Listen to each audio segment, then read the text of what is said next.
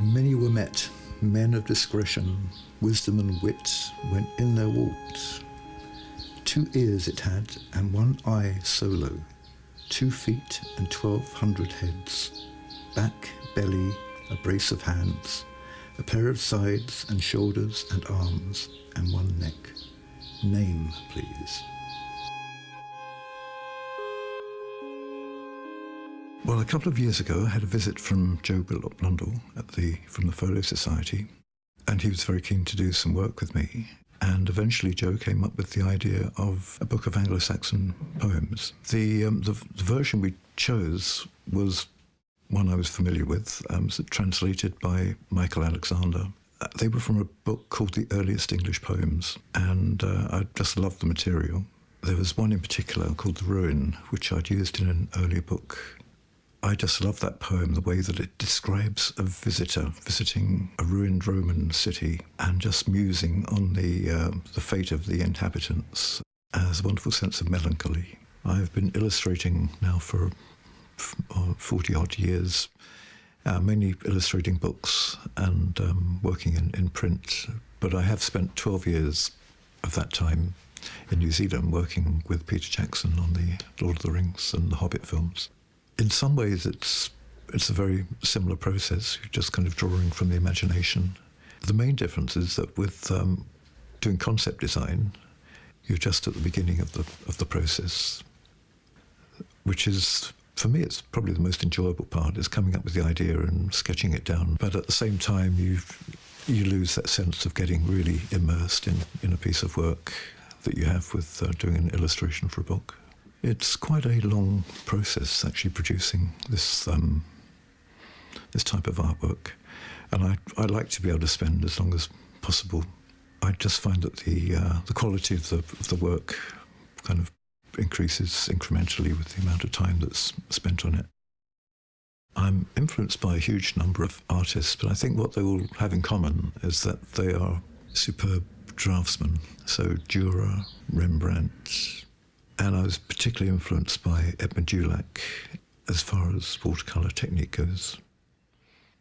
I used to go to the British Museum and the V&A and look through examples from their collection and just kind of peer at them and just try and work out how he'd done it.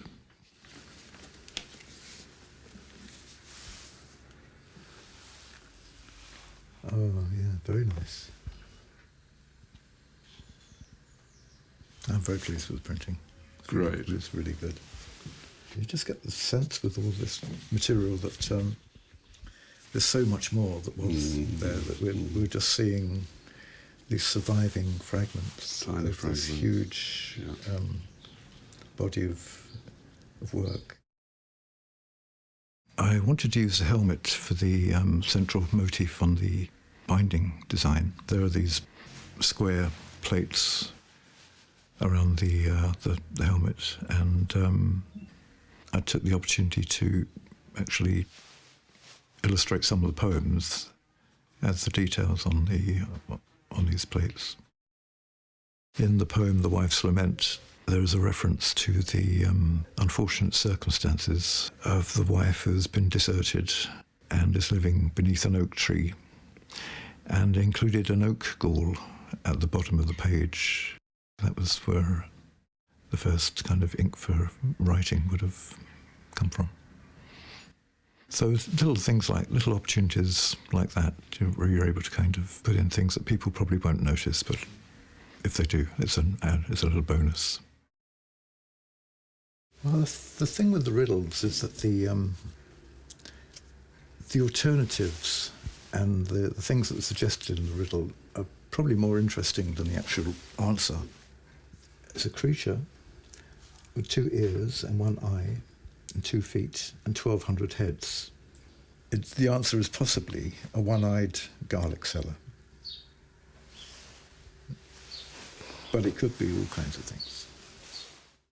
One of the nice things about the Anglo-Saxon period is that there isn't a huge amount of surviving evidence of how they lived in the terms of perishable things like materials and wooden buildings. So it leaves a lot for the imagination, which I really like. So it's a matter of trying to be in the spirit of of that period rather than trying to be historically accurate. And because the poems are often in a kind of imaginary world themselves, that seems appropriate. And so it was a real pleasure to be able to go from illustrating Tolkien to go back to the material that had actually influenced him originally.